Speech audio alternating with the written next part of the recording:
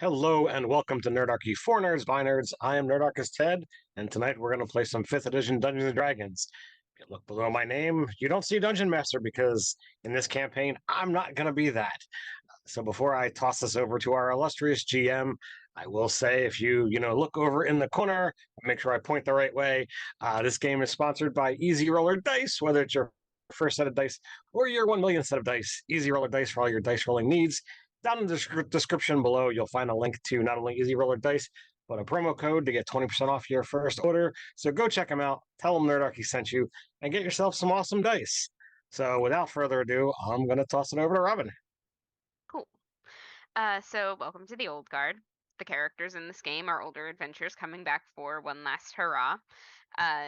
So as is tradition, we will be beginning with the recap, and as has become tradition for this game in particular, I will pass it first to our illustrious producer, Jake, as is the custom for the Chaos Crew. So introduce yourself, your character, and then tell us who you want to pass it to.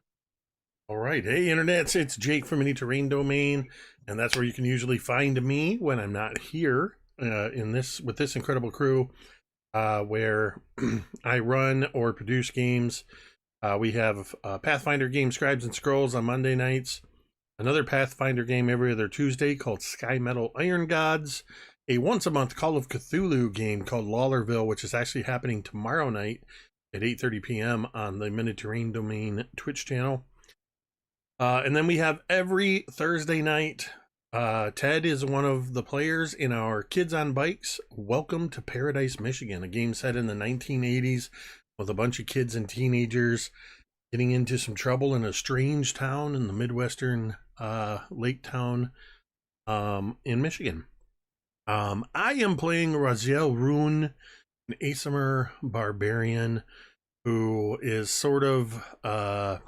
he's an older guy who's sort of a dad figure. He doesn't get mad, just gets very disappointed. With that, I'm going to throw it over to Bragg.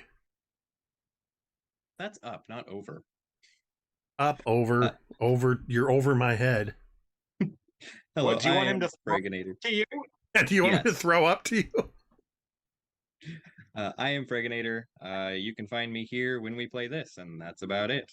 I am playing Hasea Jason, the human ranger. And I will pass it diagonal to Carlos. What is good, internet? My name is Carlos Rivera. I run the Volcanic Knight YouTube channel.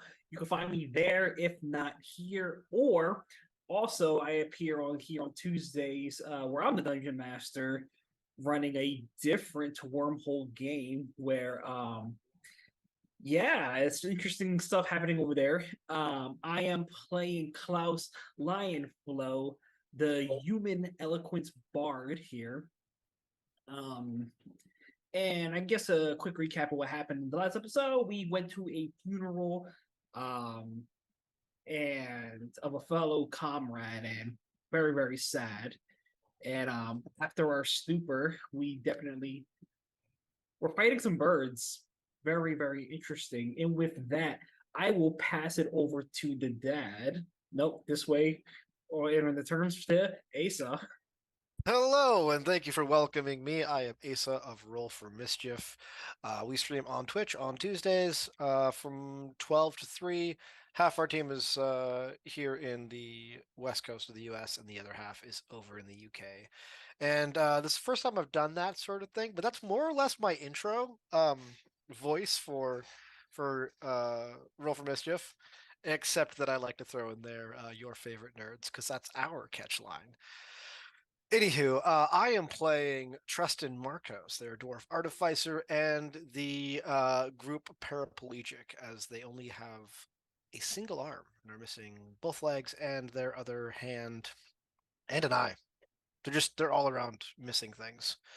Anywho, the important character that we all attended their funeral for is actually Tristan's daughter.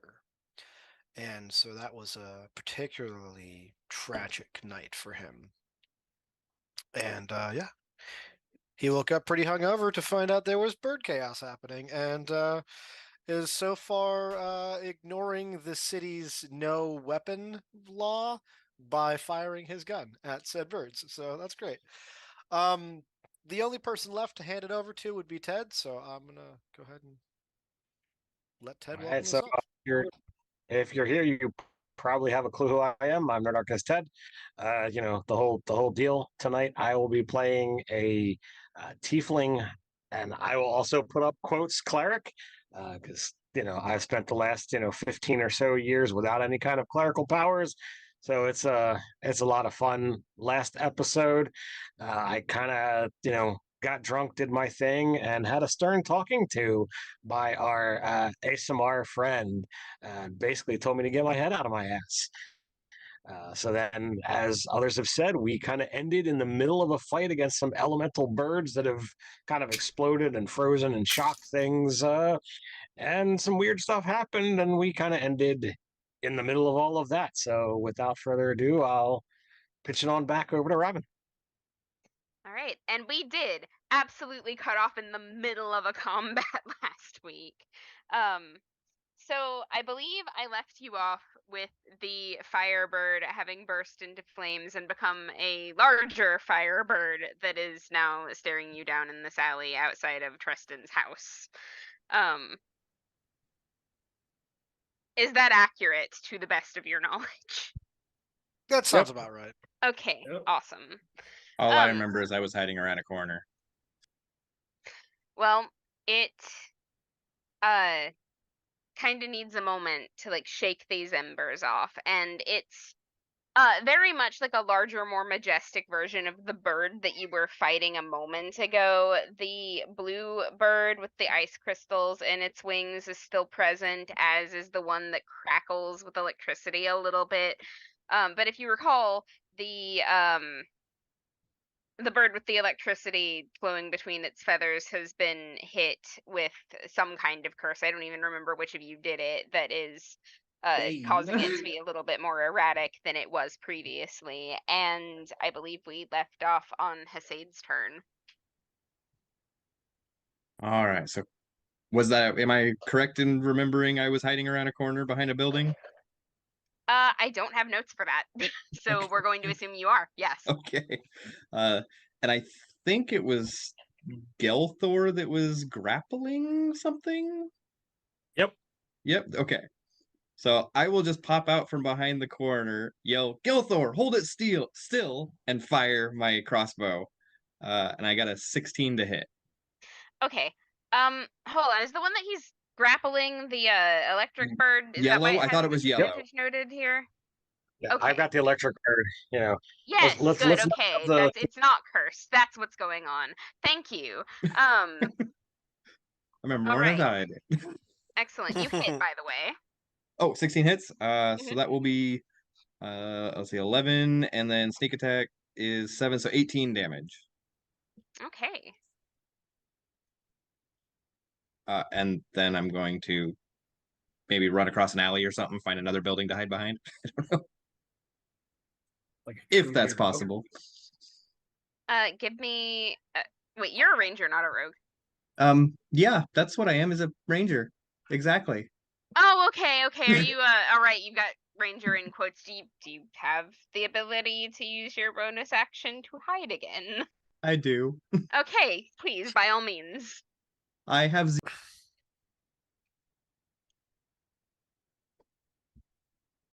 Did Frag just go quiet? Or is that me? I think he muted himself while he was talking. He's Ah. definitely dead. You just hit the unmute button. The look on your face. Damn it, All right. these birds cast silence. my computer just freaked out, and when I hit the stealth button to roll it, it muted me completely and then just rolled like 11 stealth checks. Okay, that's very bizarre. Use the last one. The last one is 24, but the first one was 14. Okay, no, we're using the last one. I decided that before I asked, so you get your Okay. 24. And you, you, as far as you know, the birds no longer know where you are. Very, very sneaky. When he shoots the bird that I'm holding, does it like burst with any kind of electricity or Oh, yeah. anything that since I'm holding it? Yeah, it absolutely crackles outward and like just you feel the sting of that electricity sort of burrowing into you, and actually it goes from Hasade's turn to that bird's turn. So it's going to use the static that it built up from having been hit to attack you with. You just Sure. see a sign that says "My bad," and then I pull it back. Right, does a 15 hit your AC? Absolutely. I'm unarmored. Oh, I forgot about Okay, that. it's gonna do all of 2 damage, but that's how the dice work. And then you're up. All right. So do I have this thing like fully in my control? Because that was my that's what I was attempting to do with my grapple. Or do I have to Yeah, do you I have got to it. get a pin on it? No, you've got it pinned. Like it's All only right. able to hurt you because the attacks that it's using don't involve having to like articulate its limbs or anything. What is the building structure around here? Right. So you have got Treston's home, which I'm going to place to your right. Treston, what exactly does the outside of your house look like? Oh, that's a good question. So I think I established earlier it was workshop on the bottom and then the house on top. Okay. And Is I don't it a stone know. home or a wood home? It's I think it would be stone because being wood would be very flammable when you work with All right. the things that Treston works with. Maybe the upper part where the actual home is at is wood, but like definitely the workshop lower area is No, a it stone. would all of it would be stone because that's generally the construction material that's used in this city. Oh, there you go. It was until very recently a desert. That makes more sense. Okay, yeah. So I want to do a flyby attack and swing the bird baseball bat style into the stone. Okay. All right. Tell me what kind of roll you want and what kind of damage that would be. Okay, I'm gonna have you roll an unarmed attack to hit, but that damage is not going to be like the single point of damage an unarmed attack should be. Man, you're like slamming it straight into stone. I'm gonna go with like D8 right, plus your strength modifier if you hit. Plus my strength modifier, right? Oh, I see. So I'm missing something here. All right, so that's a dirty 20, 17 on the die. Oh my god, all right. Okay. Yeah, you slam this bird into the side of the wall. You hit the broadside of a bird. Good job. Sorry, I forgot I wasn't muted. I was talking to myself. So is that going to be like a die 4 damage, die 6 damage? No, give me a D8 plus your strength modifier. Again, you're so amusing with that plus modifier. That's 3. Okay. However, that is enough. If you would like to describe this poor thing's grisly demise. Bird brain meets stone wall splat. Yep. Yeah, that's about right. Do you have anything else you would like to do on your turn? Not crash into the wall. Okay. Yeah, like give me a dex save. Dex save? Sure. I am slightly inebriated. Am I still at disadvantage on things like this? Yes.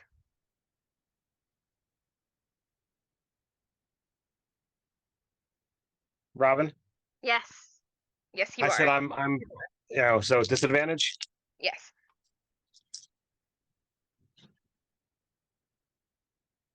All right, that'd be a 6. Okay, yeah, no, you absolutely hit the wall. Excellent.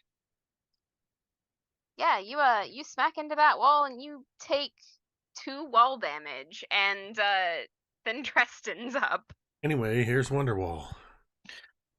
all right. Oh, that was good. Did I have one of those birds like up in my face? Because I know they all swarmed me initially.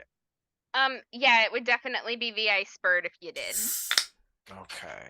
Well then, that's a good bird to go ahead and summon some fire into my pistol and use a firebolt on it. Okay. Pokemon So rules. I like it. yeah, trying to match types. That's a 13. Okay, that is exactly what you needed to hit. Perfect. Okay, so yeah, being that it's right up in my face, I imagine it's probably a little bit easier to point a pistol at it. 8 fire damage. Okay. And I do think I am still in motion from when I sort of started pushing myself backward and just kind of let my wheelchair roll. So I'm gonna say that I keep Okay. on rolling, but I wouldn't say my full speed. Probably only about 15 feet because I imagine I'm going a fairly slow speed. All right, yeah. I mean, like, you flavor that however you want to. Like, there's no reason that you don't still get your movement. Just, you tell me what that looks like. But also, um, you have hit the threshold. If you would like to describe, unless you just want to melt it, what happens Oh, to this bird? yeah. So I shoot it with this bolt of fire, and it shatters into ice shards that melt before they hit anything. Cool. That's very cool. I like that a lot. Oh, thank you. All right. Do you have anything else? That's No, that's it for my turn. All right, Klaus. We're back to the top Yep. of the order. That means you. Alrighty. Well, it was requested in chat that I play Freebird. So what I'm gonna do is Klaus was gonna do is gonna jump up to the last bird, play on his loop, swippily blabbily doing Thunder Wave to Okay. the last bird. It's a 16 con save. Oh. It does not pass. What happens? So it will receive 9 points of thunder damage. Push 10 feet. Yeah, and it gets pushed 10 feet away. Okay. By any chance, is there anything solid I could push it into? I mean, like, you could try to slam it against the wall that its buddy was just thrown into. The same wall that Electric Bird died on. Yeah, that's exactly what we're going for. All right, cool. Yeah. So you smack it up against the side of the thing, and I'm just gonna go ahead and roll here for streamline So- purposes. So Klaus, was this a dive to your knees, strumming your lute kind of attack? Swibbly babbly, dude, I'm just wailing on this thing. Also, anyone within 300 feet can hear this. Yeah, I mean, you guys are drawing down quite a bit of attention with this battle that you're having in this alleyway. Do you have anything else, Klaus? With that, no, I think that will end my turn. Raziel. Raziel, I believe, was in the middle of a rage.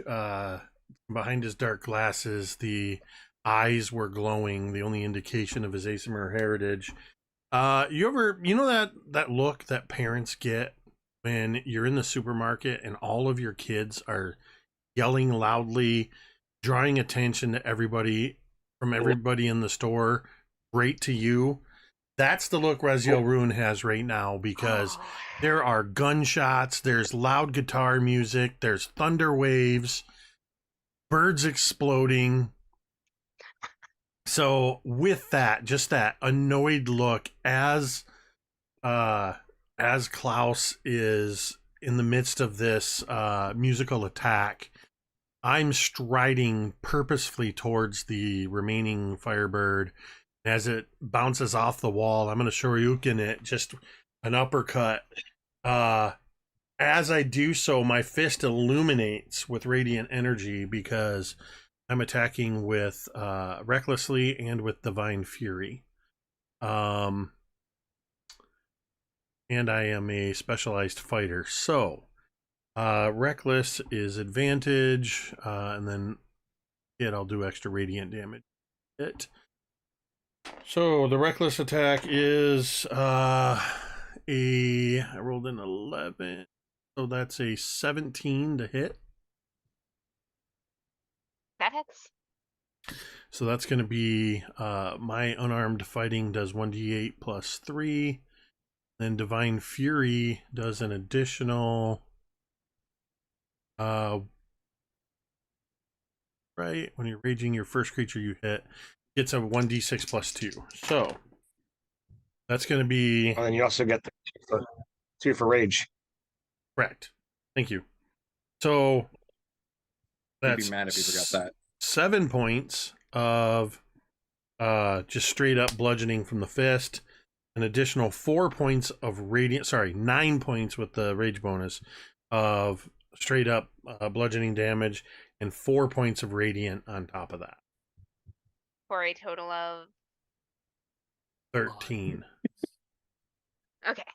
And that's my first attack. All right. Do continue. As I punch it, I am going to attempt to not so much grapple it, but just more for flavor. As I punch, I'm just going to grab hold and drive it down into my knee that I'm raising up. So I'm going to just flavoring that as another unarmed attack. Whoops, that's a D8. That. However, when I leap up, I remember that is my bad knee from my bad leg. I rolled a total of a 10. I rolled a 4 on the die. Did you attack with advantage? Oh wait, yeah, because I'm recklessly attacking. You declared attacking recklessly. Let's try that again. Okay, slightly better. That's a 12. I got a 6 on the die. Like I said, it's my arthritic knee. Yeah, a 12 is not quite enough to make contact. It's kind of like the move if it were in slow motion. It's like that awesome uppercut. I grab hold of it to bring it down, and as I'm bringing my knee up, all of a sudden I just go, Kah! And you hear the audible pop sound of my knee, and I kind of fall unevenly to the ground. You know, I'm just kind of drop and put my hand on the wall where Gelthor is just sort of slumped over. And this terrible, awful bird that's been attacking you guys this entire time absolutely takes advantage of the situation, unless you've got something else that you would like to do. I don't believe so. Let me double check my bonus actions. Not doing that. I'm already raging. So nope, I'm done. All right. Does a 15 hit your AC? It does. You can attack with advantage if you didn't. Okay. Because so I attacked recklessly. The bird proceeds to open its maw and just spew fire at you. For 12 fire damage. Out of curiosity, is this the bird that's cursed? Yes. Well, no, I mean, none of the birds were cursed. One of them was grappled. I thought that it was cursed because it had disadvantage. No, this is the bird that evolved. I thought one was baned. Yeah. Didn't you bane one? You're okay. One of them had disadvantage, but that one died, and it was not this one. okay. Yeah, because so if the one that's afflicted with Bane has to roll a D4 and subtract the number of the attack of it. Yes, I remember writing that down. It was definitely the electric bird. Cool. And that one died. Well, I 100% turn and look at this bird and just see the fire reflected in my sunglasses as I just go, oh, and just get blasted right in the face with all that fire. I can't have fire damage. Like as that happens, I'm kind of seeing Raziel really wailing on this creature, like, "You get it, Raziel! Show them we still got it!" As you kind of miss your attack, you're other hand, don't do that! And I was like, as you're getting blasted, kind of like a spectator at a wrestling match. Bardic inspiration? Watching. I feel like I should have given it, but so you know that moment when you go to a wrestling show and you see that old wrestler that you really loved when you were a child is getting there? Oh. Yeah. Oh. Anyway, Hasid, you're up. I pop back around the corner and see the big red firebird and shoot with a 26 to hit. Oh, you hit. Oh, good. Or 10 regular and 8 sneak attacks, so 18 damage. Okay, let me math really quick. Oh yeah. You got it. Let's give me the sweet description of this bird's fiery demise. As it's blowing out the flames, I hit it right in the beak, and it goes poof. And realizing I just killed one right in front of something that is next to someone, I go, uh-oh, and then go back around the corner and hide again. All right. Well, as you are doing that, the bird explodes. Who all is in range of this bird? Definitely me. I wheeled Oops. like 15, 20 feet away. I'm at least 20 feet. Okay. 15 feet is far enough. If you're within 10 feet, then you're gonna get hit. Sorry, Jake. What if you're within 0 feet? Get Fire hit. damage. How much? Did you say 29? 9. Just 9. Oh. I also heard 29. 9. I'm looking at my So 31 no- hit points going. No fire damage. Got it. This time, definitely, as the flames, just as I'm shaking off and patting out a little bit of fire in my hair, see Hasid's arrow hit and this thing burst, and just definitely getting too old for this shit.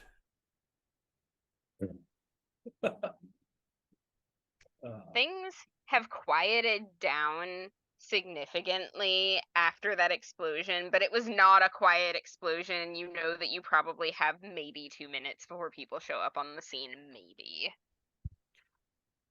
I look around at everybody and say, we've got maybe 2 minutes before people start to show up. Maybe. Can I stop my wheelchair like so that I'm level with the where Hasid was like hiding? Yes. Does anyone have a clue what these things are? Elemental birds. I wanna look over at Hasid and say, "Oh, Hasid, I didn't see you the whole fight. Look, You just hiding." Articuno Zapdos Moltres. That's what I got out of it. Yeah, I definitely was not playing with Pokemon cards while I was outlining this adventure. Okay, so, if anybody wants to give me an Arcana check. Not stellar. Yeah, I'm not good at that. Hasid, you give me a push over there. Take a look. I got an 11. As soon as you say my name right, I'll do it. And I grab it and start pushing him anyway. But that is Hasid, right? Well, 11 is Hasid. enough to know that you Ha- have never seen anything like this before, not even in Oh. books. Hasid. I'm Close not enough. gonna get it. I say close enough and just start pushing. Just don't call me late for dinner. I'm Or gonna help. Shirley. I'm gonna help Gelthor up where he hit the wall. So I imagine that when he slammed the bird into the wall, it was his wing that just clipped the edge, so he kind of like spiraled before he wound up coming to a landing. This is ugh. And as you go to help me up, he looks at the the injuries and harken back to the times that we've done before. Is there anything that you can recall, and I'm putting you on the spot here, Jake, when we adventured together where we fought some kind of fire creature? Yeah, I think I don't know what the situation was exactly, but I definitely picture this being like a quick flashback of a younger me helping a younger you up off the ground, as the dying embers of a fire elemental that we just tag teamed are dissipating. Also similarly scorched around the edges. So a flash in Gelthor's eyes, sees the faint bit of scarring on your arm, and flashes back to that moment where we embered the fire elemental, and he just begins going into the cantation that you've heard him use before, as he reaches up towards his amulet. And Robin, what happens? What happens this time is, like, the last few times you have tried to do this, it has been like trying to start a fire and having the embers flicker out before they could really catch. It just wouldn't start. But this time you reach down inside yourself, you like pull for that connection, and something answers you. So you tell me what this looks like. So, as Gelthor is a storm cleric, all about the energies, the wild.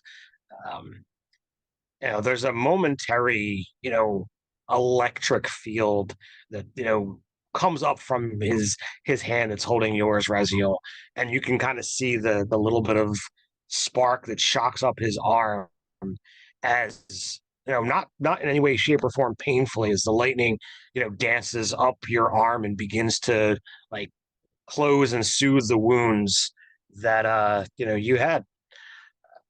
And you will heal for 5 points of healing. He's got the power. Yeah. I think. Is there anyone else injured as well? Oh yeah, Tristan's taken a few bumps and burns. What I'll do is so Klaus will walk over to Tristan, kind of console you real fast, and cast Healing Word on you for a grand total of 6 HP. All right, that is more than half the damage that I took, so I'll take it. As Gelthor uses his tenuous connection to his divine magics to heal me for 5 points, in that moment, I tap into my own Asimar nature and use that to try to conceal the fact that I'm casting my own healing hand on myself for an additional 10 points.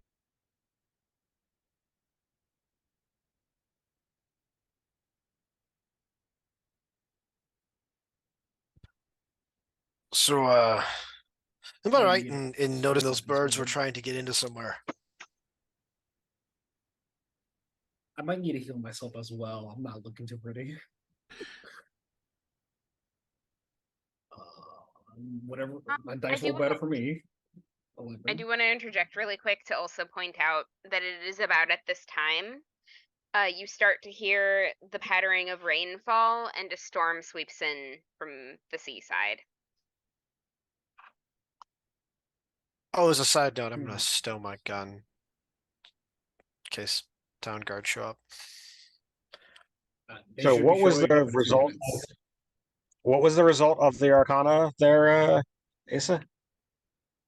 Okay, so there was a rune left on the building. Is that right? Like where they were. Is that what I was doing an Arcana on? No, you were doing an Arcana on the birds. Oh, okay, all right. Oh, that's not great. All right. It is a total of 11. So I have a request. Yes. I want to spout out some bullshit, and you just tell me if it's true-ish or false-ish. All right. I like this. Go for it. Okay. I think with an 11, it's probably going to be most on the false. Typical Asa. Spouting bullshit. Oh, I think we've come across things like this before. It's been a while. It's got to be 30 years. And I'll kind of look to Raziel. Is that right? Up in the mountaintops, 30 years ago, maybe the ice ones. They're elemental something or other. I'm sure they're just they're here for just I don't know, rain, winter storms, my forge, all things that are elementally. That's helpful, right? Justin, if you're unsure about something, it's okay to not say anything at all. Look, it's been a long morning already, and I've got a It's pounding been headache. It's been a loud morning, and we should probably disperse. Right. I would like to try and pick up my crossbow bolts since they're clearly mine and marked. All right. Yeah, you can definitely do that, but it's gonna like take you a minute to retrieve them all, and you can see shadows moving up ahead. Something flying in the gap between the tall buildings in the area where you are. They're not quite as tall here as they are in the middle of the city, but they are, still all multiple stories. So how big are these birds? No, it's not birds up there, it's tieflings. No. Oh no, the birds that we took out. Oh. Well, they were about the size of geese, but they didn't actually leave bodies, they left particles. Okay, all right, never mind then. All right, so Gelthor is a little bit stunned as to what's just happened. So as like the group is talking about like we need to be moving, like he's just kind of in motion, following wherever people are going, probably stumbling just as much as he normally does. All right, who's taking point? I will take point. Since we were at Treston's homestead, I'm going to suggest going to... Okay. Where do you live? Good question. Like, what roughly do you want to be around the place where you live? What sort of an area would Raziel have taken residence in? Raziel would have, given that he was an Aesimer when it was dangerous to be an Aesimer, and even to this day he relatively conceals his identity as much as he can. He wants to blend in, so whatever the proletariat is, the primary sort of lower income housing, and sort of to try to blend in as much as possible. That's what he does. And let me rephrase that. I don't mean like the poor part of town necessarily. What I mean is whoever is the what's the word I'm looking for? The more dominant, whoever there's more of, I guess. Okay. Well, if that makes sense. The city is mostly elves and tieflings. And the elves are a more recent development. Like, you have seen them come in your lifetime, and like the amount that they have spread out in the city is staggering over the course of the past few years. But that was what Adelaide wanted. So you probably like, if you're trying to go unnoticed, the best place for you to do that would probably be like at the bottom layer of the city, because the tieflings usually live like, up in the higher like floors of the buildings and such, and like on the higher levels, because they can reach them more easily because they've got wings and the rest of you don't. So I mean, like, you do, but like no one knows that. So I don't. I'm not that kind of Aesimer. Oh, you're not that kind of... Okay, so you don't. Never mind. So I would absolutely... No, I love that. That makes sense that I would deliberately strive for lower layers that have sort of a natural barrier and make it easier to hide from the air patrols of the T. So where you find yourself is a little, like, kind of bizarre almost, that like everybody that lives here has their little kiosk that they sell things in, and then they've got their little apartments that are like either behind or underneath, or just part of the same shop. They're all sort of crammed in on top of each other, and there's like just this tent market outside of the residences here. And you live back in the little corner there, and you have a tent outside your house for selling things. Whether you've got anything set up there or not, that's entirely up to you, but everybody like nods to you as you pass. They eye your companions warily. This is a very insular neighborhood. I imagine the tent has junk that looks sellable, but that nobody would want. And I probably pay a local kid like a few silver a day to man the booth to keep up the front, Okay. so that it absolutely conceals the actual homestead behind it.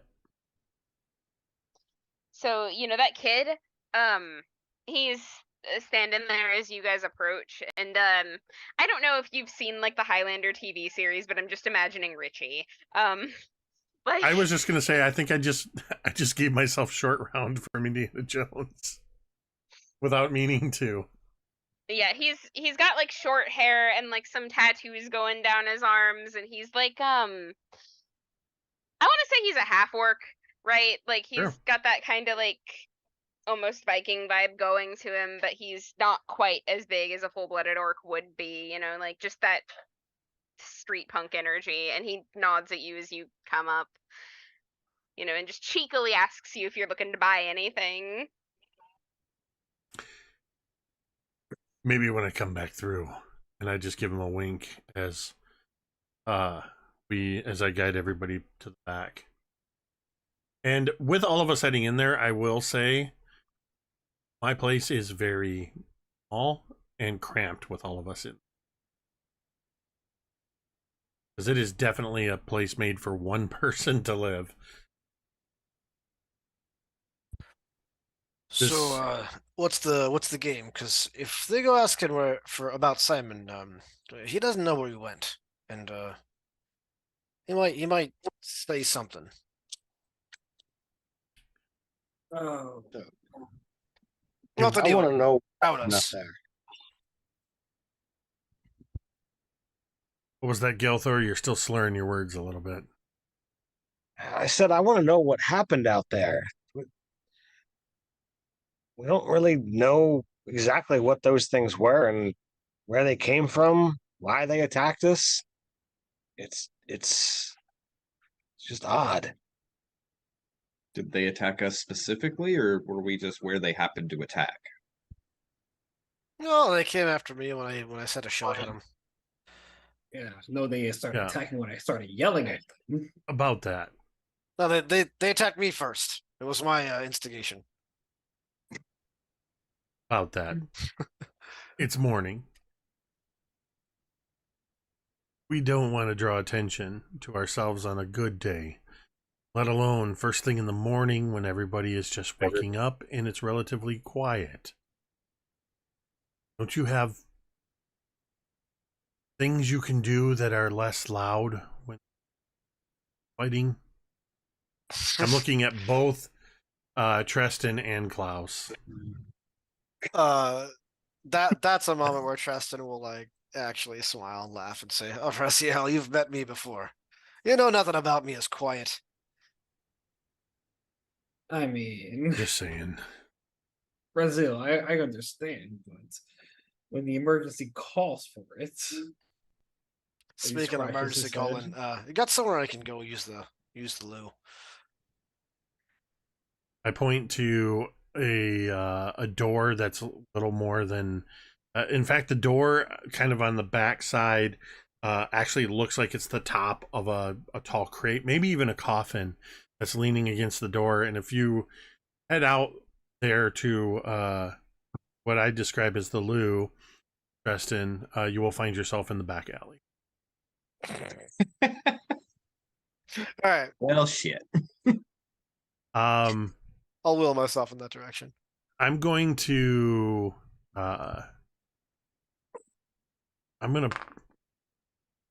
go over to sit in one of the chairs where I have what looks like coffee table sort of sitting in front of a couple of chairs, and it's probably got some kind of a raggedy old blanket that looks like it may have once been made by somebody's Mima or something like that. And it's got a few books and odds and ends on it. And I'm going to grab the edges of that blanket and I am going to just pick it up and with everything on it and set it off to the side. And the table is actually a wooden chest. And I'm going to unlatch it and open it up and just sit back and look at you, Gelthor. Inside that chest is the gear that I have held on to you for very many years. So Gelthor kind of like looks at you. He's still in a bit of shock. How those of you who are insightful, notice that his hand keeps kind of like coming up to touch the amulet. He's looking sheepishly at all of you and is not really like locking eyes with you, Raziel.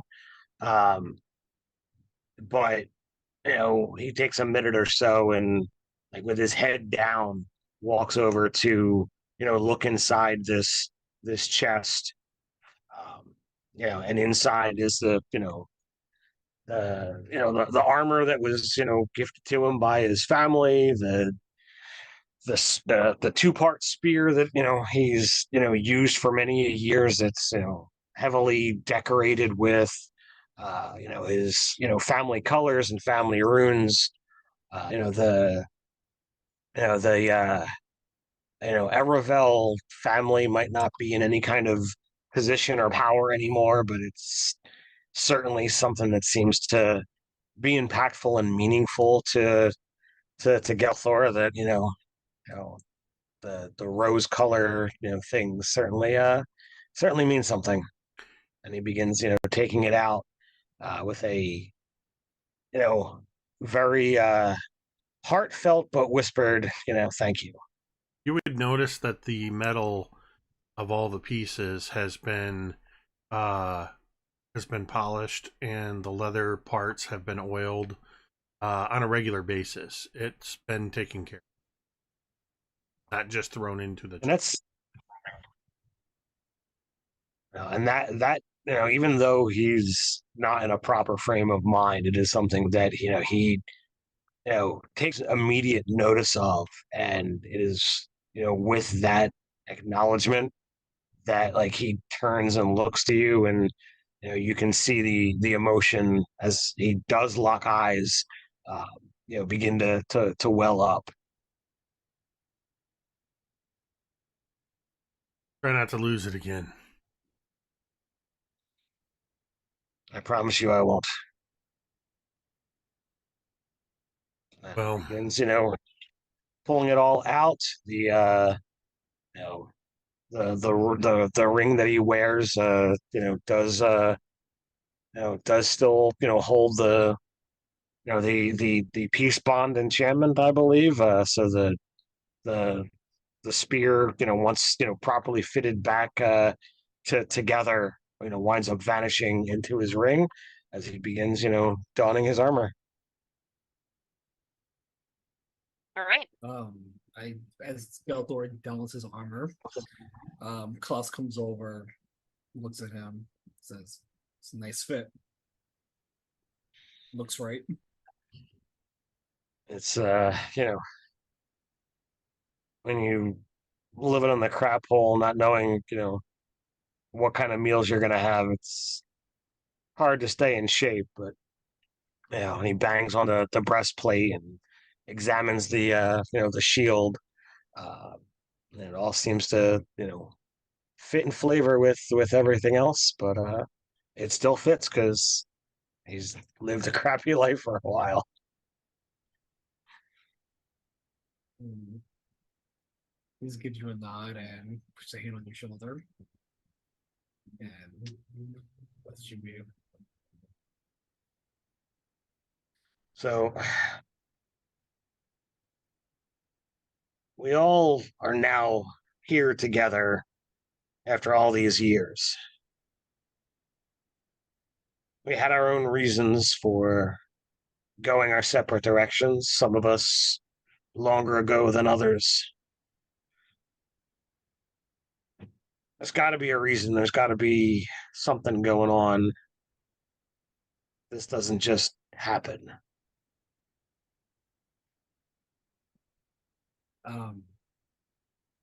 So Klaus will find whatever corner he can find of comfort and take a seat.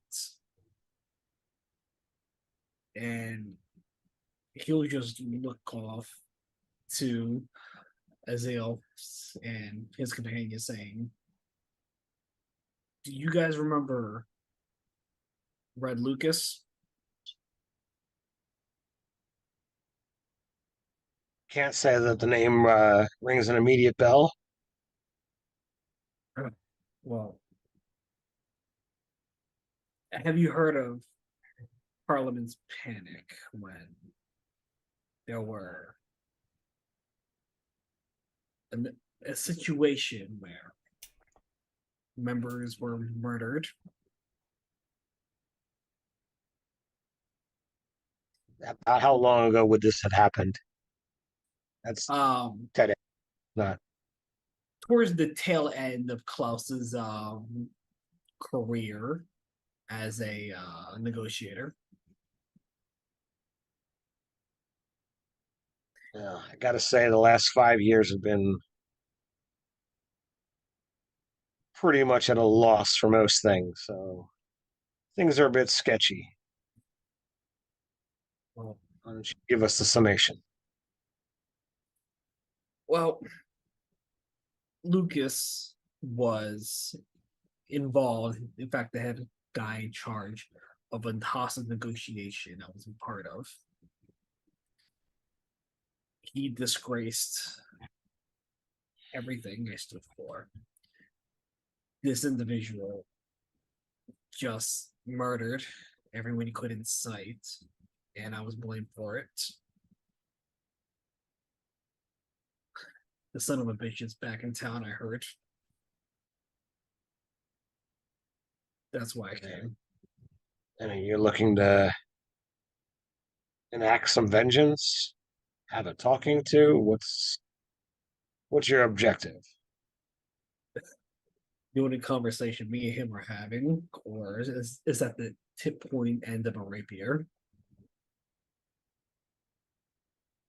You know the laws here. It's not gonna be it's not gonna go well for either of you. You try to approach from that angle. Well, I'm at the tail end of my life anyway. Is there a way to get him out of the city? If people find the son of a bitch, then sure. But I'll cross that road when I get there. As he just kind of pouts in the corner for a moment, just recollecting everything he's been through. So I imagine there's not a huge amount of seats here. So kind of in deference to how much he's been a disappointment to Raziel. You know, Gelthor is not taking a seat, giving everybody else options. But Preston already has a seat. that is true.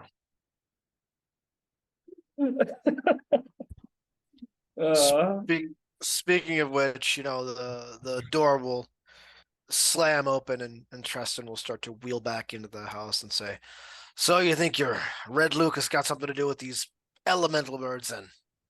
Only one of Tristan, them you were was just right. outside? Yeah, I was using the Okay. bathroom.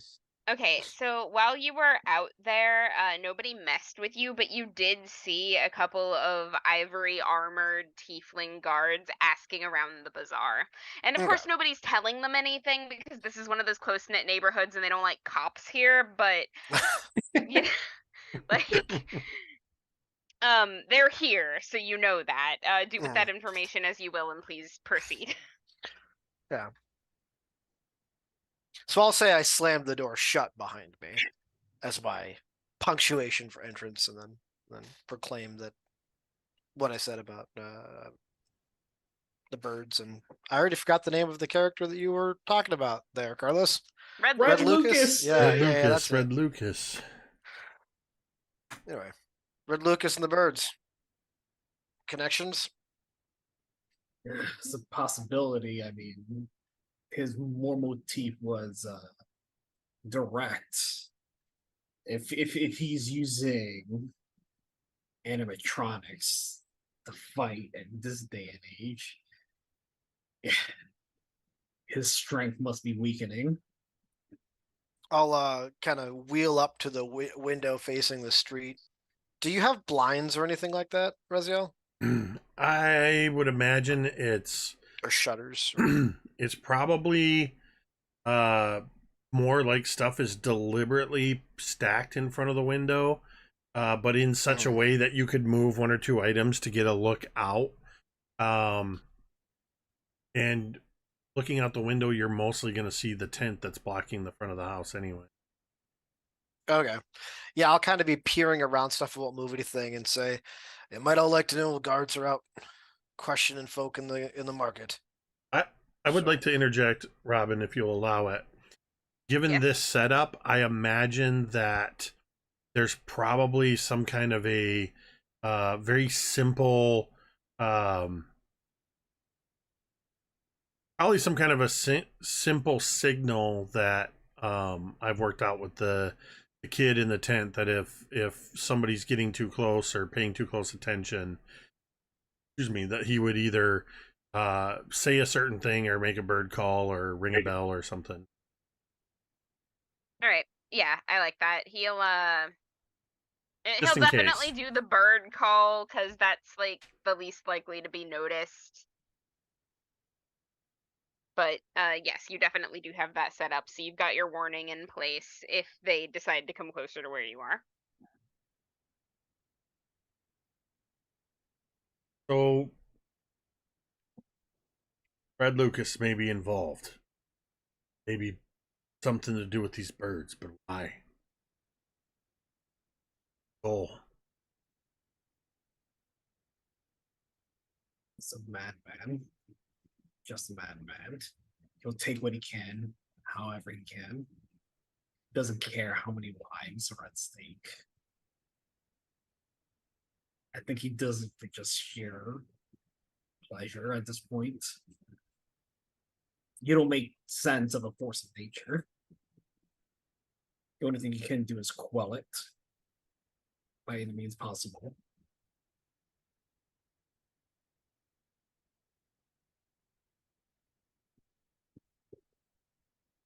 Yeah. So are you looking for,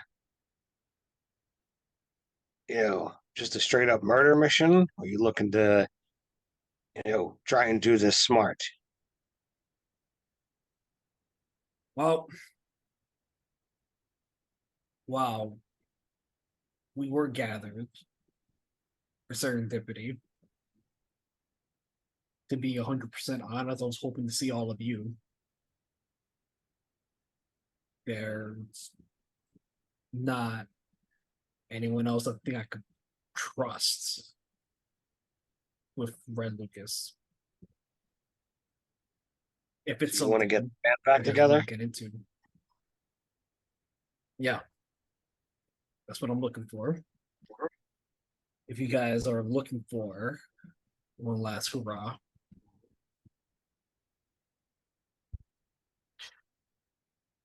Tristan will kind of turn and face you all, and you might notice his face is a little more red than it was before he went out into the into the alley, and he just has a big grin on his face and says, "Oh, I've been waiting for this day for a while now. One last hurrah is exactly what I want. But I'll have to make it back to the forge. I've got some things in there I'd like to dust off." I can't promise anyone comes back, but And that's when Tristan really smiles. Shit.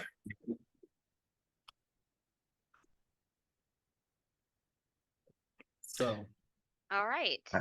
I just Sades sheepishly says, I don't know about getting the band back together. I don't play any instruments. I just grumble with that. Realizing I can't let you guys go out there and do this by yourself. Somebody's got to keep an eye on you.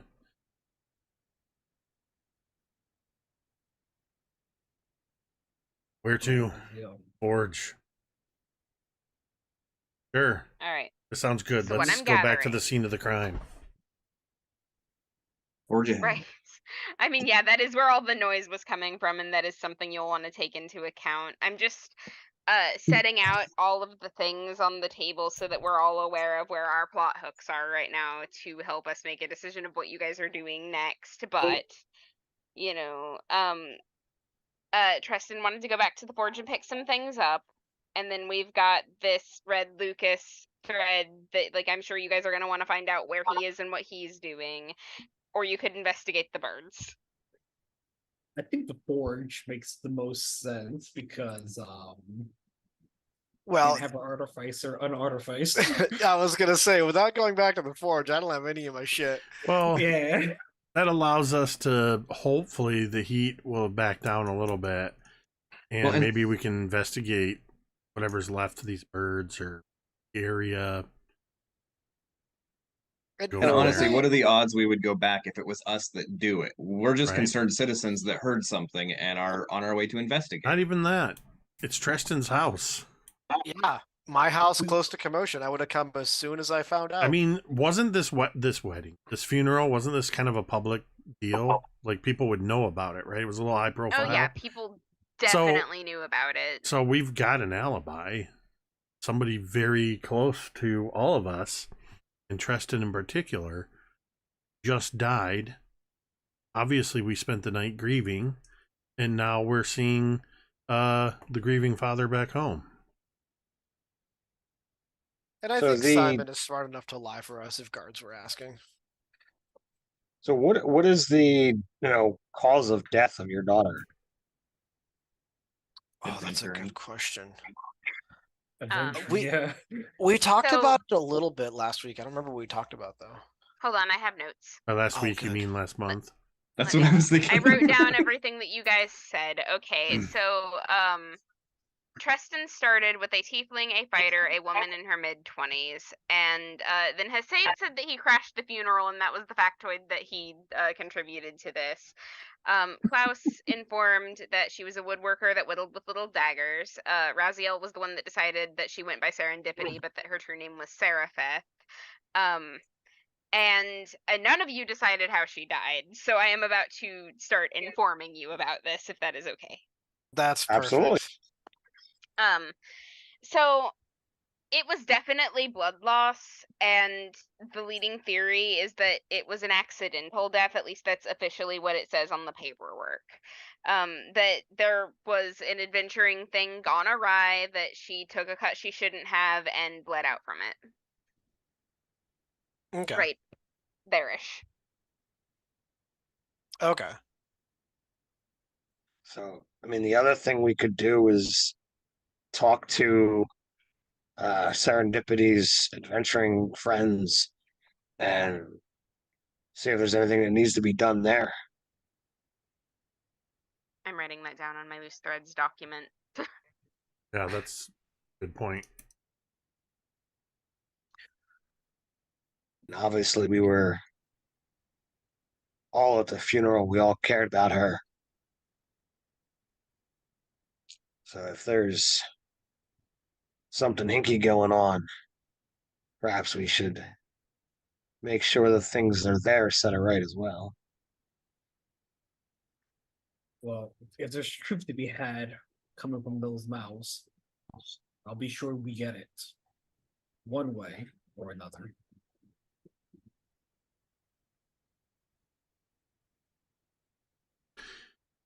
All right. I would say or suggest, I guess, that if enough time hasn't passed, that we sort of basically are gonna lay low here until we feel that enough time has passed that the initial heat would be off of whatever happened outside of Treston's before we head off that way. I don't know how much time that would be. Local guards and such. So in other words, we get a short rest. Well, that is Yes. up to the DM. Yes, you can have a short rest. Okay. All right. So how long are you guys waiting? At least an Maybe an hour from the hour? sounds of it. A couple hours, maybe? 2 hours? I think an hour is good because then that gives a sense of urgency, like, but not haste. Like Yep. we just found out, and so I'm going to make sure that everything's safe at home because that was next to the Mhm. commotion. You just got the milk. What happened here? All right. So an hour later, there wouldn't be anybody left, like, investigating the market street where you are, that I am now just going to officially decide is named Market Street because that makes it easy. You head back toward the docks, and not far from there is Treston's abode, and the guards very much still are swarming this place. There are several, all tieflings, all armored, because again, the city is still set up mostly to support them. And so you've got 3 of them that are just kind of like moving around, and like one in particular is talking to Simon in front of Treston's door, and seems to be pushing a little bit harder than is strictly necessary. He's in the signature ivory armor that the guards wear, he's got a red cloak over one shoulder with like the dueling weights along the bottom. And Simon, he's handling himself pretty well, but you can tell he's like, the anger on his face is fake. He's putting on a front. He's very upset. Treston knows that at the very least. Like, if you guys know him well, then you're free to know that as well, but you wouldn't know how well you know this man. So, And how do you proceed?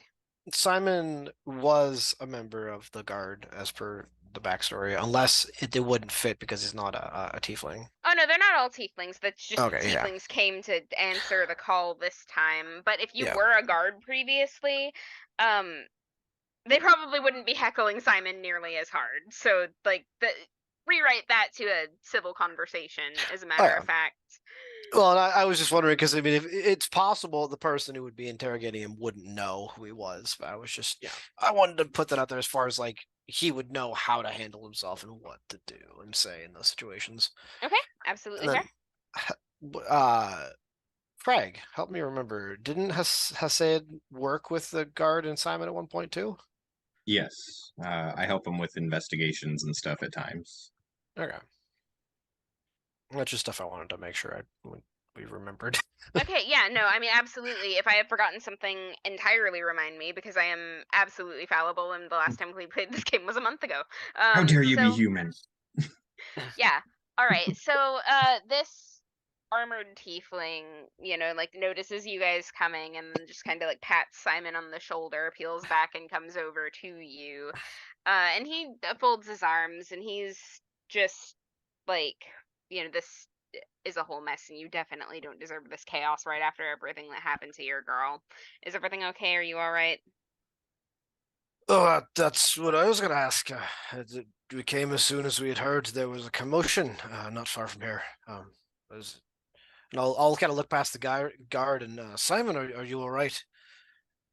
And he gives a shaky little nod, takes a breath, and moves to like lean against the wall. It's clear he's not up for talking right now. He's just gonna let you handle this from here.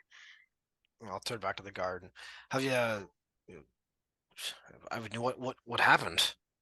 As far as we can tell, it was some kind of mage-related scuffle, which is just disgusting. Like, this rampant use of magic to do whatever it is they're doing. We just got over the crisis, and here people are just slinging spells in the streets. Disgusting. And he's like pointing out scorch marks and like the little electric spots on the floor. Did anyone say anything? I haven't been able to find any witnesses yet, at least none that'll talk to me. It's tough. People are pretty tight-lipped, especially well, these days. Well, Simon's safe. My shop's not burned down. I'll pat the guard like you're kind of up and on the forearm. Hope good luck to you. Hope you find someone who's willing to work with you. And Well, thanks for looking out. And he'll nod, and he's like, I will let you know if I find anything out, but at this point, it's pretty dry. And it doesn't seem like anybody really got hurt, so...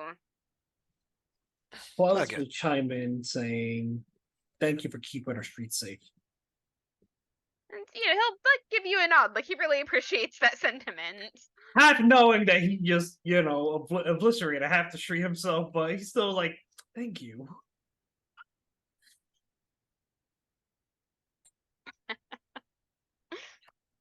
So is there any markings, on this tiefling's garb?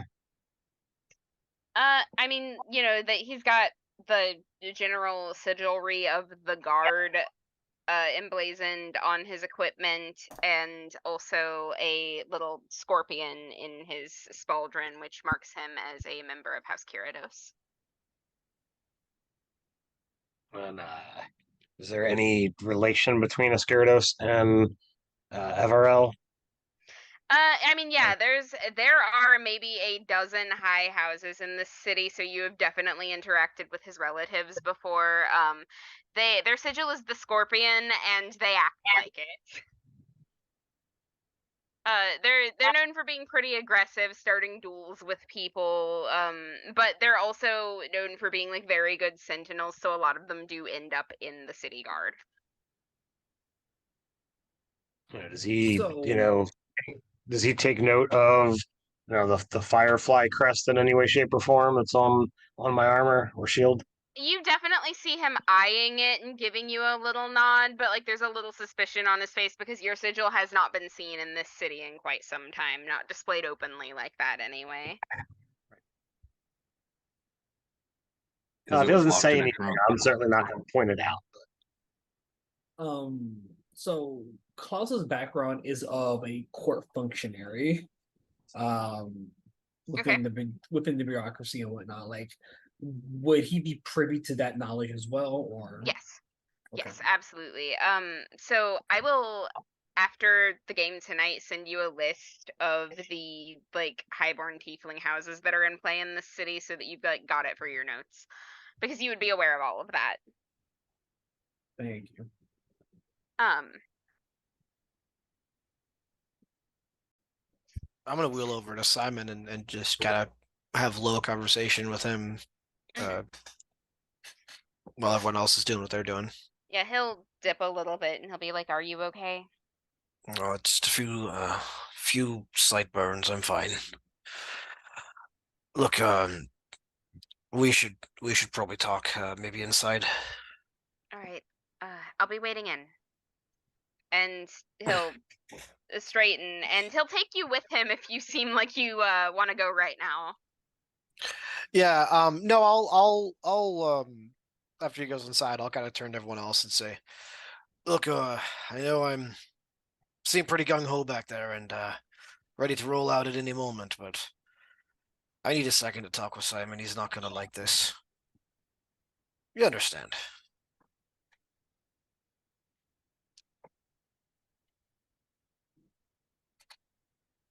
He will be waiting for you in the kitchen. And he doesn't sit down to wait for you. He is the kind of man that has to be bustling around and keeping his hands busy. So he's just over there putting the kettle on. He's making sure that things are hung up to dry next to the dish rack. Picking up a spoon and polishing it for the 4th time, just busy work. Okay, so I'll let you decide this particular bit, but as far as Treston knows, when he retired from adventuring, something that Simon had really wanted him to do for years before he did, he had built sort of a secret room in his forge to house all of his gear. And I will let you decide whether or not Simon knew about that, or and just let Tristan think he didn't, or if I'd actually been able to keep that secret from him. I'm gonna roll. Okay. Okay, continue. Proceed. Right. So I'll kind of wheel in and find a spot where I get to like, look out a window or something, so I don't have to directly face Simon, and I'll say, so it looks like there's some bad business afoot. Klaus is back in town chasing a rogue element, and there were magic birds, and I don't know,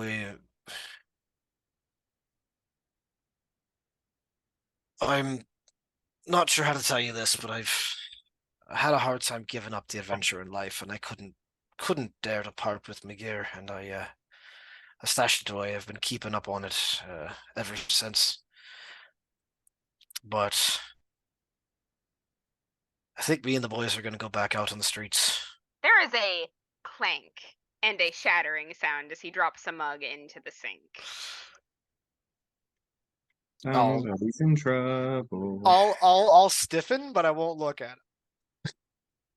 He exhales. You can smell the slightest bite of copper on the air, but only momentarily. He's got just this little bit of healing magic of his own to close the cut that he just opened on his hand, and then he starts picking up the shards. And he mutters to himself for a minute, and like he doesn't speak until he's picked up all of these shards out of the sink and set them aside for later disposal before he turns to you. And he says in a level and calm passing tone, but you know the signs for him not being calm at all. I had hoped that they were just mementos from your past and that was all you were doing with that. I had hoped it would stay that way. Are you sure that you have to do this? I'd always planned for that. I mean, my body's not. Look at me. I'm not meant for the adventure in life, but No, kidding. Tristan, haven't you given them enough? it's not about what I owe them. It's about what I owe her. I'm the reason she's gone, Simon. Don't I've say got that. to make up for that somehow. And I can't. Don't say that. You're not. This was not your fault.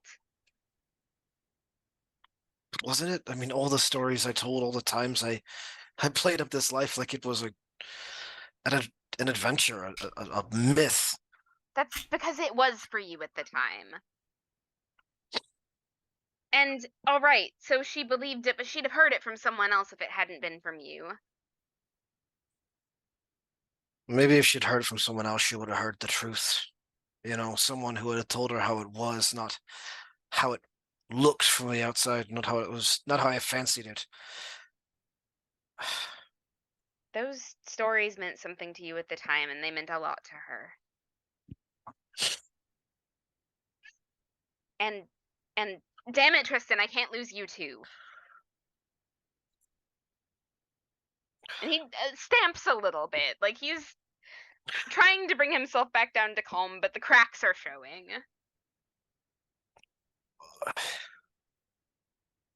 I don't know what to do with myself. I can't just sit and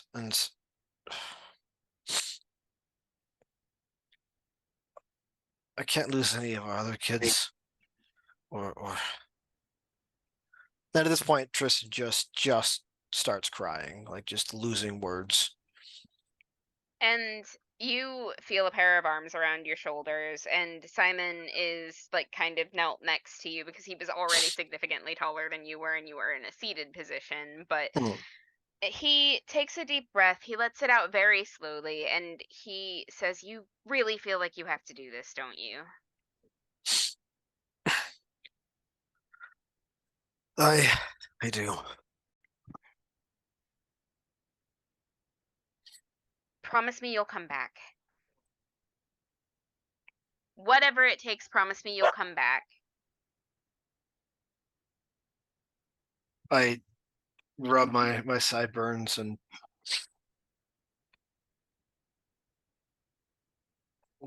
give way too long of a pause. Preston, I don't care if you have to crawl your way back with your teeth. Promise me you will come back. I'll do the best I can. If you don't, I'm coming after you.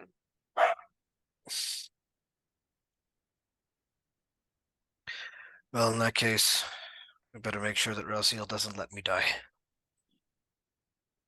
Raziel is not responsible for you. Be careful.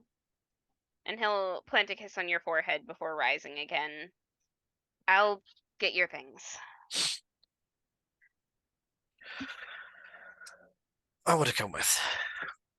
Okay, and he'll open the door because he knows where it is. Like he'll show you a working understanding of like where you've hidden all your nonsense. He rolled an 18, and he'll help you gather it up, and he'll even help you suit up into it. Yeah, so in the forge, there's a secret room, and we have Iron Man montage. I gotta put on all my. So essentially, it is like a full armor suit that allows me to have like full mobility, but it does take a long time and more than one person to get into. How do you pee? Now, does it You does just it go. You incorporate just go. your does it incorporate your wheelchair? It does not actually. See, I would have Wheelchair. thought the wheelchair was part of it. Could be a Oh, transformer. that would be Oh my cool. God, I hadn't. That thought would about be really cool. Like, Like- maybe I'll have to think about it some more, and it'll have to find a way. The Oh my god, wheels. like add that to the list of things and I will let that be a character goal for you to like figure out how to like get it to just transform around you at the push of a button. That would be really cool and like I mean, something by to work Iron Man towards. 2, he had his suit in a briefcase. The briefcase, So. yep.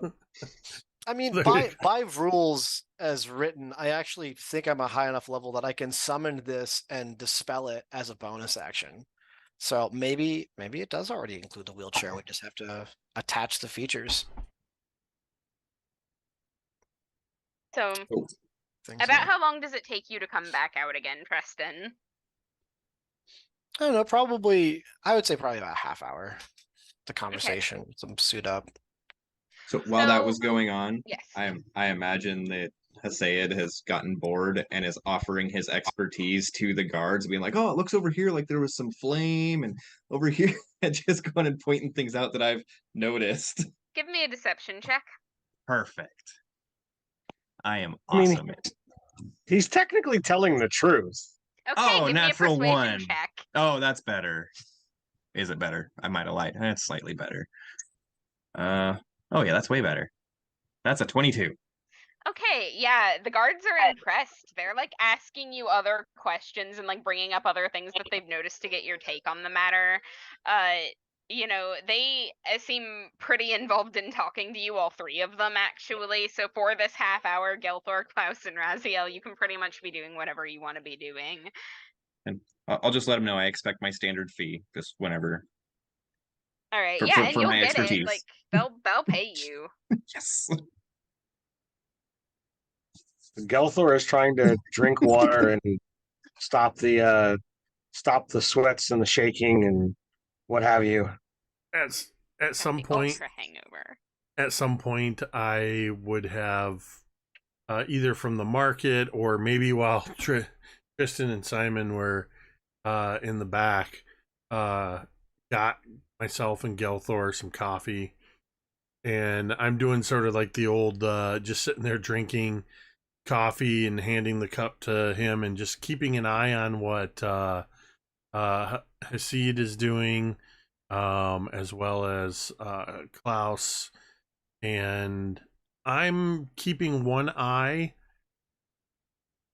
on not just the surroundings, but kind of looking up and around in the surrounding buildings, just looking like I'm just standing there waiting for something, but I'm definitely looking for anybody that's maybe looking to see how their handiwork paid off, that kind of thing. It has been raining ever since Gelthor healed you. It has not let up. As a matter of fact, it's getting a little bit harder steadily over time.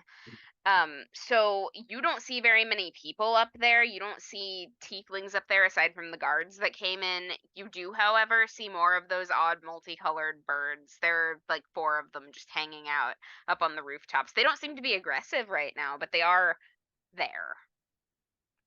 And If more of them it's than still, there were before. What if it's still color are these? raining, Gelthor would actually step outside and actually like spend some time to like let the rain, the storm, if you will, kind of like wash over him. Uh, he's not really paying attention to the birds. If somebody points them out, then he might look, but he's still, in a bit of shock as to what happened. Was this a one-off? Is this going to be, part of a longer, game? Nareen is, known for her mischief. The storms and seas are not exactly a super forgiving thing. Um, but he did it once Your today. Maybe there's something out here. your goddess is capricious as fuck. But as you stand out here in this deluge and your clothes soak through and start sticking to your skin, you know this storm is for you. It's a gift. So while that's happening, Klaus is definitely hyping up Hasid in regards of like, oh yes, this strapping lad right here knows his way around a crime scene, absolutely. But at the same time, he's gonna fish for some information or like test these guards in regards of like about what knowledge they may know, if anything, about Red Lucas, if they're versed in their own city's history, knowing that these are young whippersnappers. Okay, so these young whippersnappers have no idea who you're talking about at all. And so as I go off on this whole tangent, I'm just gonna say, well, be on the lookouts for a red dragonborn. Couldn't be hard to miss them, especially in this dreary area. And I just scamper off.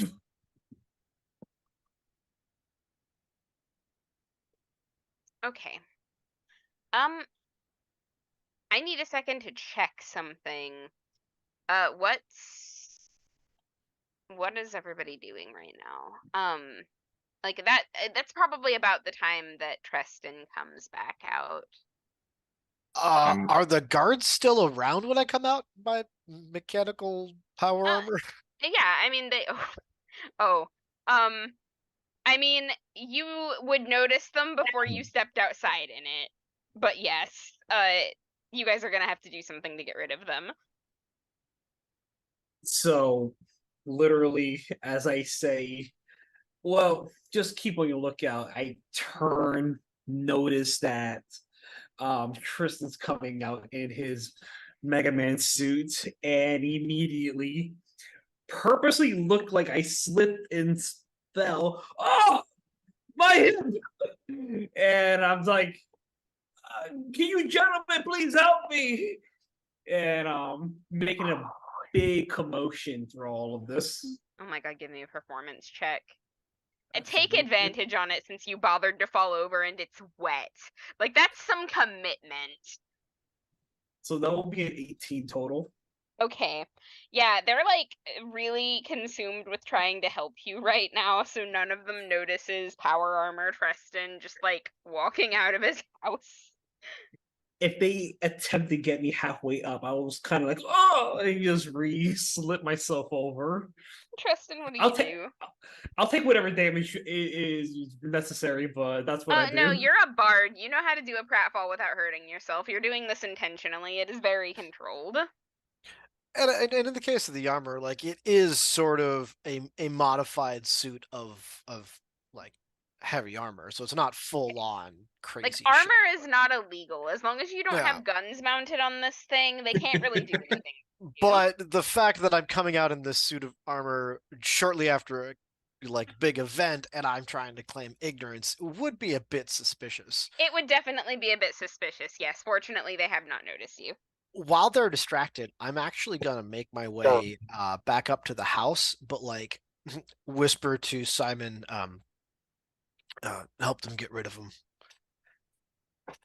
And Simon will then proceed to come out and like bring some of the tea that he's been making and like start ushering them toward perhaps the tipsy flagon, which as a reminder is that adventurer bar that is on a boat and just always tethered to the harbor, and as far as you guys know doesn't sail anymore. Well, that's perfect actually, because what I was gonna do, I wanted to keep from Simon as well. Inside my house, I'm gonna gather up the pieces of the mug that he had broken, and I'm going Okay. to cast Mend to fix it. And then as I do, I'm going to use one of my artificer infusions, like my infuse object thing, to put a message on that. And I will type to you privately what that message says. And I think that that message can be revealed either if Tristan dies or or at the end of the adventure, like when we come home. Okay, fantastic. I will put that in my loose threads note as well. Yeah. But yeah, and it's the kind of thing that I assume Simon would figure it out as soon as Tristan is gone, but it's meant Okay. to sort of be a thing that Simon's not supposed to find right away. All right, cool. So Simon's gone, the guards are gone, you do your mending, you do your message. What do you guys do now? Once I come out of the house, I'll turn to the rest of you and say, I'm ready to go if you all are. Yeah. As I kind of wipe myself down from being very moist and just like saying, well, you guys agreed to help me. The very least I could do is, help you. So, yeah.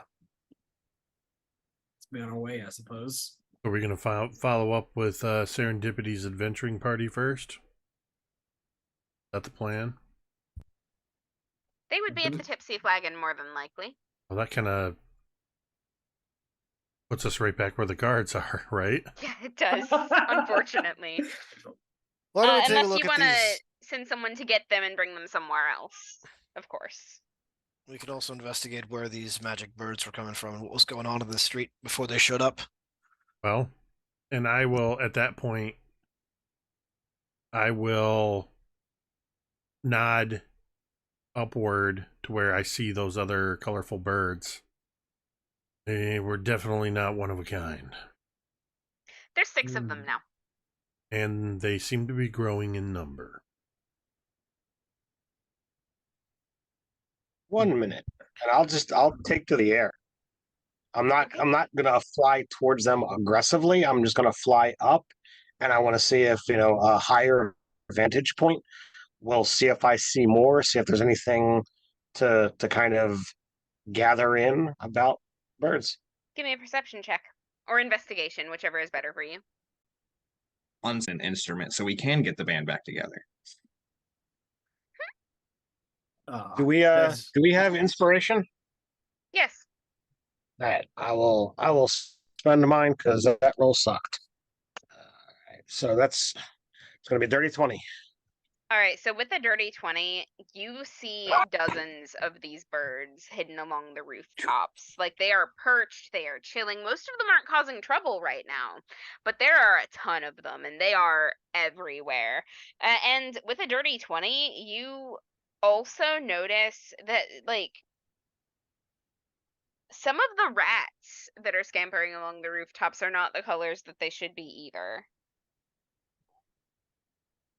Do they in any way, shape, or form to be watching like anyone in particular? Is there something about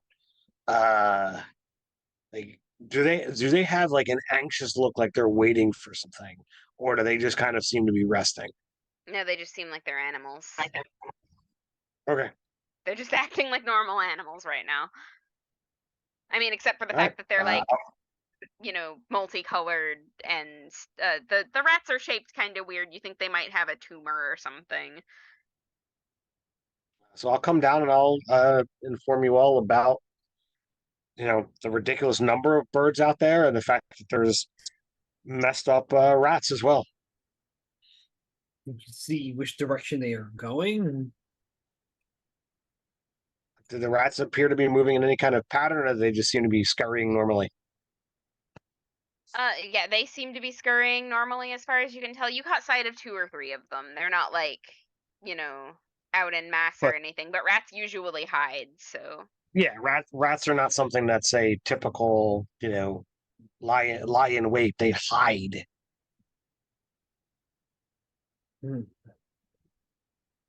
What else is in this area besides Preston and Simon's place? What are there other businesses or anybody note that lives in this area?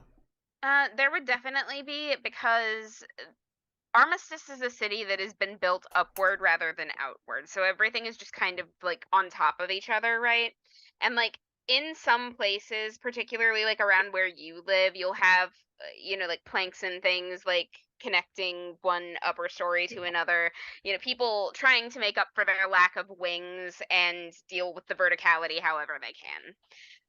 So that's also the case here, even though this is like closer to the docks, so it's a little bit less built on top of each other, but like you are in sort of a triangular area with Treston's home on one side, it's the hypotenuse, and then the other 2 sides are kind of like cornering the entrance into this alley, and they are like you've got your blacksmith over here, and you've got a bookseller and an apothecary.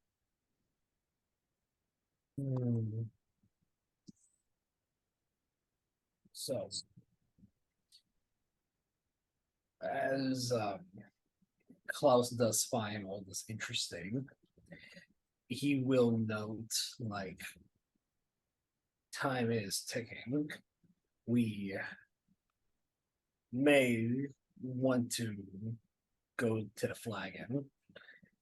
Want to off guards that all this is connected with what's happening.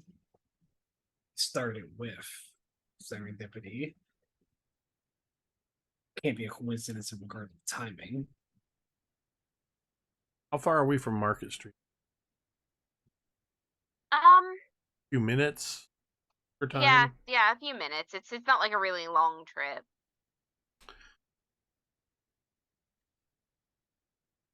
Let's go to the Tipsy Flagon, but take your time. I have an idea to get the guards out of there by the time we get there. I'll catch up with you. And I would like to go back to outside of my tent and talk to, I've named him Yurk, the Y-U-R-K, half orc, kid, teen, whatever, that I pay to run the shop in front of my place. Okay, can I make a little alteration? Because Yes. the orcs in the setting are meant to be Viking flavored. Can I make it Uric? Like with Sure, an I? yeah. Okay, So, that's it. yeah, Uric. So I go to him and I just say, I basically suggest to him to gather up some of the other kids from the street and see if they can cause enough trouble to rouse the attention of the guards and lead them away from the flagon. Oh, that's a tough ask. I mean, it's a bit of a danger for us, isn't it? Like we could get in trouble. That's the fun of it. I mean, fun's a bit of a draw. I figure, Brazil, this is one of those times where you offer him coin. I figure you need yourself and at least 2 others. As I'm saying this, I'm pulling out. I say yourself, and I put a gold coin down on the countertop. And I say, and at least 2 others, and I put 2 more coins down. And he's just like nodding, like he's picking up what you're putting down, absolutely. And like, you know, he has no more questions. Like that is an exorbitant amount of money for the thing for the thing that you're asking him to do. So yeah, no problem. You got it. And then as he picks up the gold, I just imagine there's this moment where he's still standing there, and I just do that kind of grumpy, growly. Now. Yeah, he takes off. He just runs down the alleyway, and he laughs, and it's this like from the chest, like just delighted sound because he knows exactly what he's gonna do. And then I will, once he's off, I will head back, meet up with the others, presumably at the Gypsy Flagon. I guess like on the way over to the flagon, I am gonna absolutely admire Tristan's suit and be like, I can't get used to you seeing me this way, you know. It's been a while. I mean, it's nice to be able to walk on 2 legs again. So, you know, I appreciate it. Besides, Definitely made it where it myself. was. And then like I look over to Gelthor during all this and say like, well, you gentlemen wear your armor very well, I could say for certain. Very dapper, if I say. It's been almost 5 years since I've worn this, so fact of matter of having it, got to do with some kind of pride. With conviction. With conviction. As we go get our drink on. Yeah, I think I'm gonna observe from that part. All right. Mm. Ooh, I like that. Yes. Okay. So you guys get back to the Tipsy Flagon, and the guards are still here. Simon's like talking to them, and like they've got a table over in the corner, and they don't seem to like really look up as you guys come in quite at first. But you also see, oh, excuse me, you also see Astrid, Bjorn, and the halfling companion of Serendipity's Lessa sitting at their usual table, the one with the dartboard hanging above it.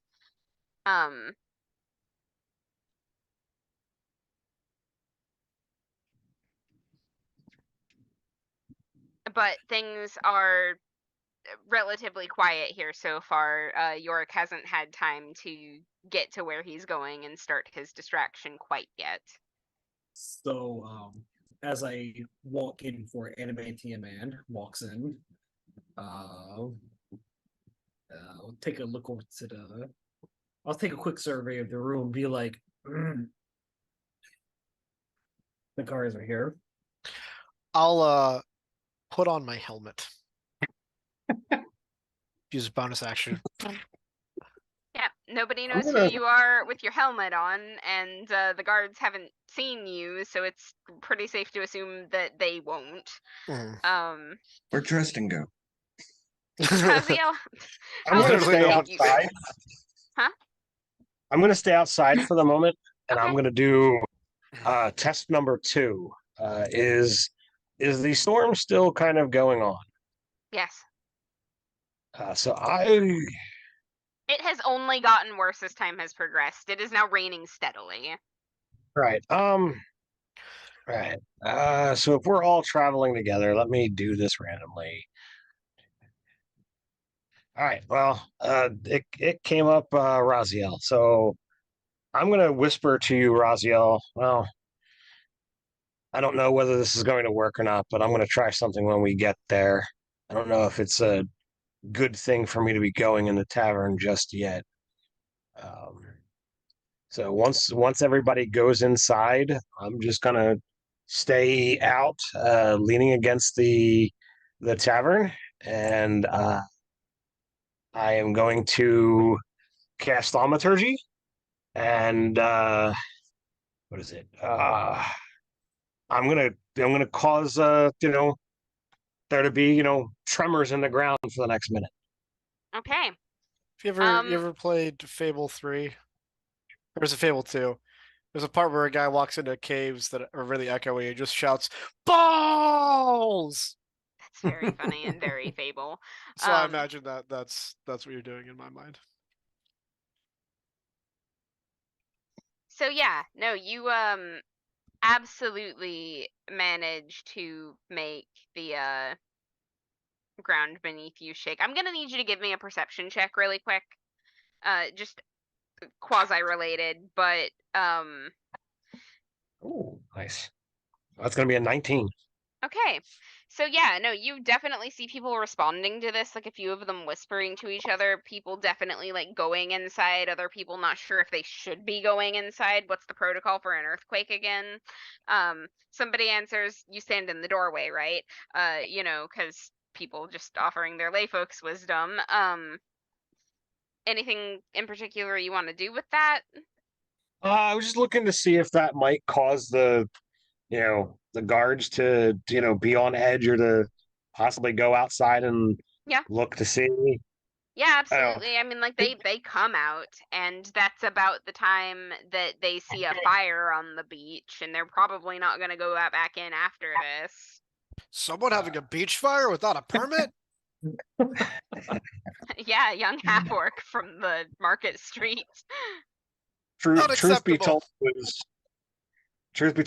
it was just as much for me to see if I could as it was to like, all right, here's another possible distraction, something or other.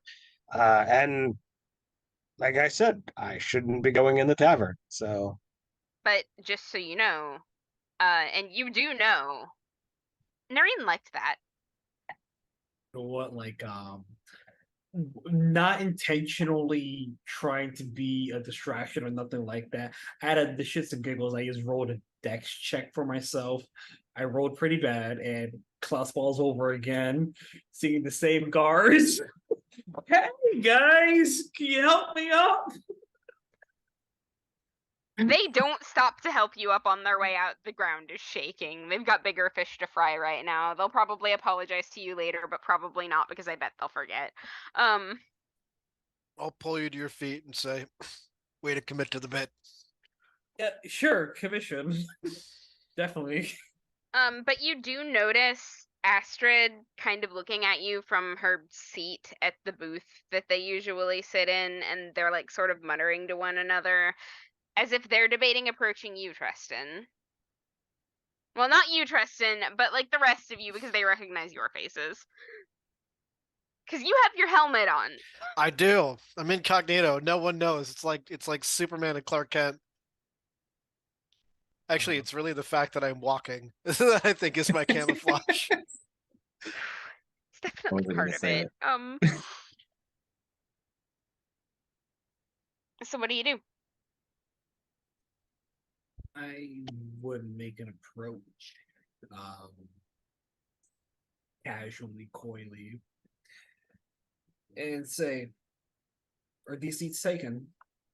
By any chance?" I'm not even gonna casually or coyly. I'm gonna strut right over, grab a seat, flip it, and sit down on it. So I'm like the cool kid. And it crushes.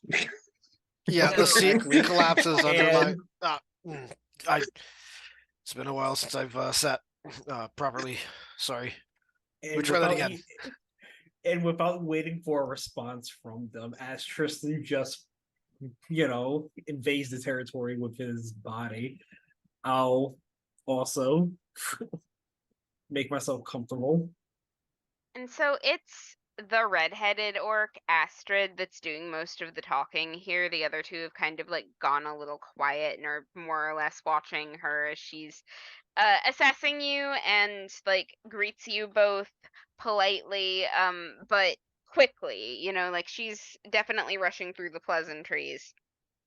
She looks at Tristan and is like, Are you Dipper's dad? I'll take my helmet off and Dipper. Uh, it's just a thing we called her sometimes. You Oh, my Dippy, right? Yeah, no, I get it. I get it. And I'll like kind of a little more embarrassed, a little brought down from my swagger, kind of get myself up with a grunt. Right, I am. Yeah. Mm, It's Oh. a good thing that you're here because we need to talk to you. I'll kind of look at Klaus a little confused. All right. Is And this a good place, or is this one of those like talking in private kind of conversations? She lowers her voice very quietly and sort of like leans across the table. And she's like, well, let me tell you a little bit and then you tell me whether we need to go somewhere else for the rest of this. But I'm pretty sure Serendipity was murdered. And that's where I'm going to leave you guys for the night. Insight Yes! check. Yeah, you can make an insight check first if you want. Oh Lord, I wrote a nat 1. For a Yeah, you total think she's 5. telling the truth as far as you know. My passive Just- insight's 15. Roll of the night. If you haven't used your inspiration, now's the time. Yeah, Alrighty, here we go, folks. Klaus just, I don't believe it. 16. yeah. As far as you can tell, she's being honest with you. She really thinks that's what happened. Like, she could be mistaken, but she is being honest to the best of her knowledge. Has Gelthor gone inside yet, or is he still outside? Outside. Just need to know where I am. All Try right. to think of the best like 80s cartoon way of ending that. Like, I think she's been murdered, and then just like close cut, like zoom into Treston's face for like a. It's a I mean, a did very we think soap otherwise, opera. really? It's a very soap opera ending where it cuts to everybody's reaction. Uh-huh. So So it's kind of like everybody's- looking bored, and then it cuts to Geth, and he doesn't know what's going on.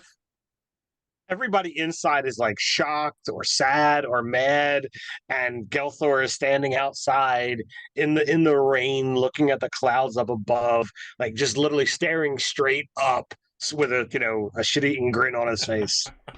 As you say, what again? Out into the sky. One of these days, Gelthor's gonna have to pull a end of Point Break. Yeah, just screaming at the sky. That happened in the backstory. Like that there's literally a whole scene where like he is like Oh, yeah. in the crow's nest, like screaming into the height of a storm, and he gets struck by lightning, and it's a whole cool scene. His Lieutenant Dan moment. That's what I was just thinking was Lieutenant Dan. I'm like, but he didn't get struck by lightning, so I'm not gonna say. Oh, that's good. It's a good way to wrap that up. All right. Nice. Well, thanks for watching. Highly recommend you check the links down in the description below, not only to find where you can find all these awesome people when they're not here on this channel, but that link and promo code to our sponsor, Easy Roller Dice. And you guys know how we do it. Until next time, stay nerdy. nerdy. Stay nerdy. Nerdy.